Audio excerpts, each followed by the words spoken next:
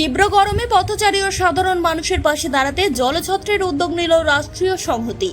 গুসকরা শহরের গুরুত্বপূর্ণ এলাকায় আয়োজিত এই জলছত্র থেকে পথ চলতি মানুষের হাতে ঠান্ডা পানীয় জল তুলে দেওয়া হয়। সংগঠনের পক্ষ থেকে জানানো হয়, প্রতি বছর গ্রীষ্মের দাবদাহের কারণে শ্রমজীবী মানুষ সবচেয়ে বেশি কষ্ট পান। রিক্সা, টোটো চালক, রোদে কাজ করা শ্রমিক, দূরপাল্লার পথচারী, এদের কথা মাথায় রেখে এই আয়োজন। সংগঠনের সদস্যরা নিজে দাঁড়িয়ে থেকে সবার হাতে জল তুলে দেন। স্থানীয় বাসিন্দা ও পথচারীরা এই মানবিক উদ্যোগের ভূয়সী প্রশংসা করেন। গরমের সময় এমন সাহায্য খুব দরকার বলে জানান অনেকে।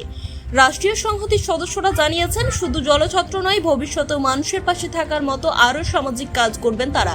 এলাকার মানুষের সঙ্গে জনসংযোগ বাড়িয়ে সমাজ কল্যাণমূলক কাজই তাদের লক্ষ্য। গরমে আপনিও সাথে একটা জলের বোতল রাখুন, পাশের মানুষকেও সাহায্য করুন। এরকম পজিটিভ খবরের আপডেট পেতে ননস্টপ এক্সপ্রেস টিভি সাবস্ক্রাইব করুন।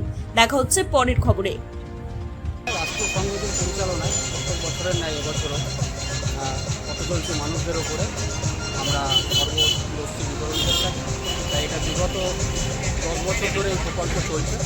তাই এইটার ওপরে, জনসভার ওপরে, এই গ্রীষ্মের দাবদাহে আমরা পথচলতি মানুষদের ওপরে একটু লস্যি, কোনোদিন শরবত, যেমন সোমবার লস্যি আছে, আজকে শরবত কয়েক হাজার লোককে খাওয়ানো হলো, তারপরে কালকে ছোলা গুড় হবে। আস্তে আস্তে লস্যি দিয়ে আমরা সোমবার লস্যি করে আমরা এটাকে শেষ করি। এটা প্রত্যেক বছর হয়, এটা 10 বছর অলরেডি রানিং চলছে।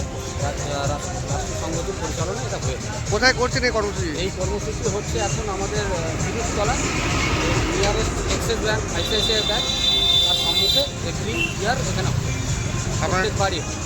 আপনারা এই বছরে কি বিশেষ উদ্যোগ নিয়েছেন? এইবারে উদ্যোগ বলতে আমাদের এই উদ্যোগ প্রত্যেকবারই থাকে।